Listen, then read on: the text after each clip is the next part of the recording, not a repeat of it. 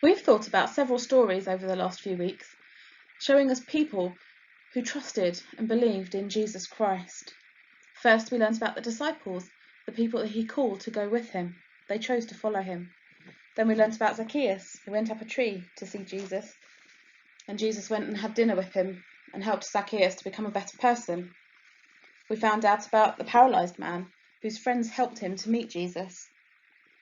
And then we found out about the first miracle that Jesus did, when he turned water into wine at the wedding, and how that amazed people. This week, we're going to think about how Christians today express their faith and trust in Jesus in church. Why did the people in the stories want to follow Jesus? That's right, they saw the things he did, they heard what he said, and they knew that they could trust him, and he was somebody that they wanted to follow and be with. Why do people today still want to follow Jesus? Well, some of the reasons are the same. They read about what Jesus did when he was here on earth. The Bible tells them those stories. And they see how trusting him makes a difference to people, even today. How do people who follow Jesus show their faith and trust in him? One of the ways they do this is to go to church. Churches come in all shapes and sizes. They can be big or they can be small. They might look like a very traditional church, or they might not look like a church at all. But they all do the same thing. They all go there because they trust and follow Jesus and want to know more about him.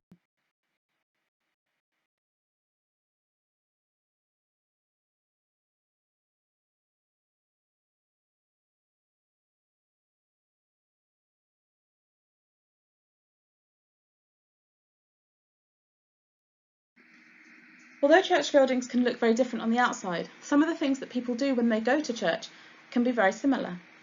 First of all, the vicar or the minister would welcome the people to the service. Then he might invite the congregation, that's the group of people who have gone to the church, to join in some songs.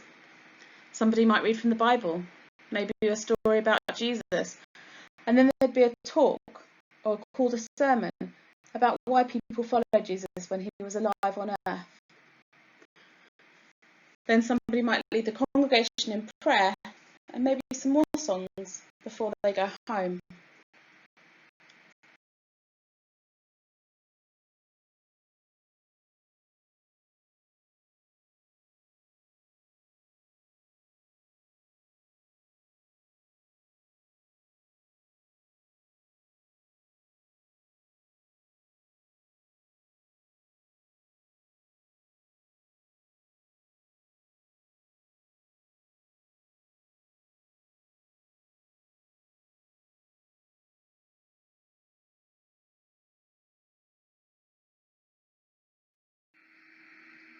People who have chosen to trust and follow Jesus are called Christians. Can you see how this comes from the name of the person that they follow, Jesus Christ? The word Christ is in Christian.